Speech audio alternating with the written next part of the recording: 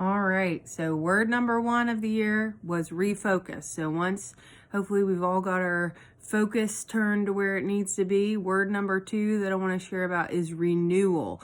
So when something is renewed, it means that, it's the replacing of something that is worn down, that's broken, that's run down. So I think that we all, sometimes feel that way, especially at the end of the year. So at the beginning of the year, we need to get renewed, right? So what does the Bible say about being renewed? We're going to read Ephesians 4:22 through 24. And it says, strip yourselves of your former nature. Put off and discard your old unrenewed self, which characterized your previous manner of life and becomes corrupt through lusts and desires that spring from delusion.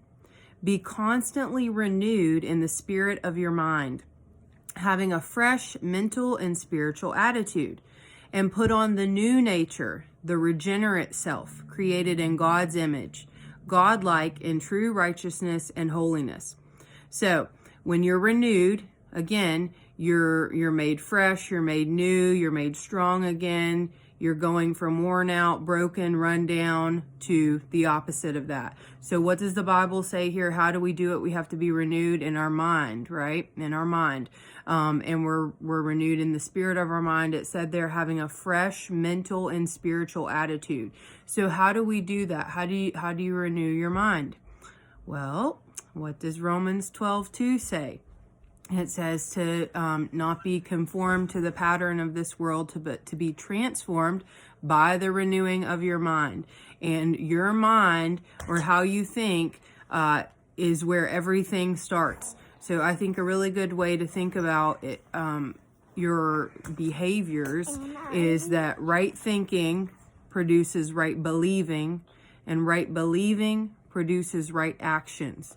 So if you want your thoughts to be renewed, once your thoughts are renewed, then the way that you believe is going to change, and the way that you act, your behaviors, everything, forward from that is going to change. So we have to change the way we think, because we don't naturally think the way that God's word thinks apart from him and apart from putting it inside of us.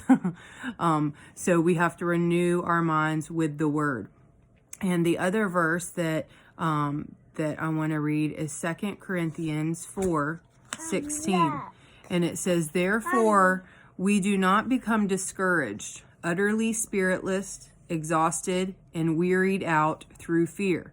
So when you need to be renewed, we usually feel like that, right? We might feel spiritless, exhausted, and wearied out through fear.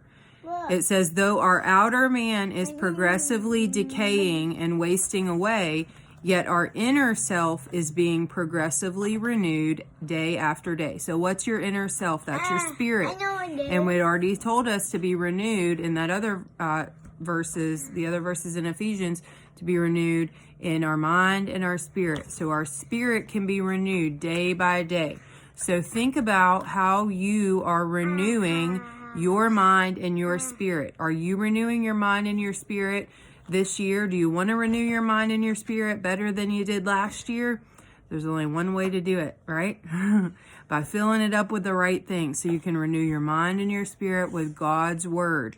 Change the way you think to line up with what he says. Think about how you respond to things, what you say and what you do. Does it line up with what God's word says?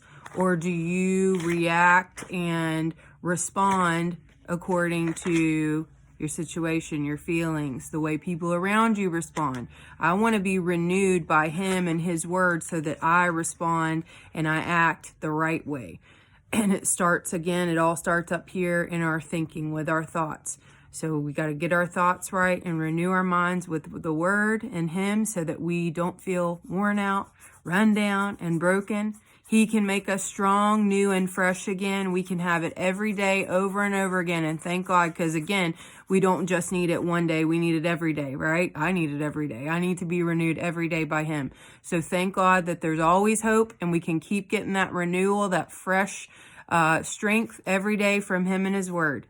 Yay.